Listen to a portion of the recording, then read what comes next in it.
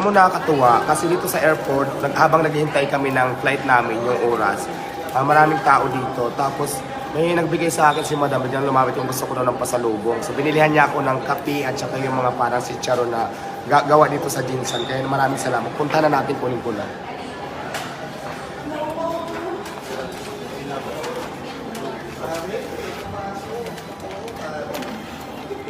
Ay, pwede ba picture na lang po kami dito? Kasi may front up po talaga ng dito eh. Anda, ito si Madam eh. Ayan, binigyan niya ako ng pasalubong. Ito marami, may kape. Tsaka ito. Tuna ni Charoy.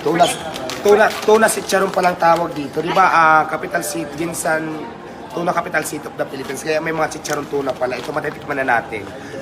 Bigyan ko kayo. Kaya syempre maraming salamat kay Madam. Ayan, binigyan niya ako. Hi! Welcome to Jensen. Siya ang nagbigay nito. Ang bait ni Madam. Maraming salamat. Ma'am, anong pangalan niyo, ma'am?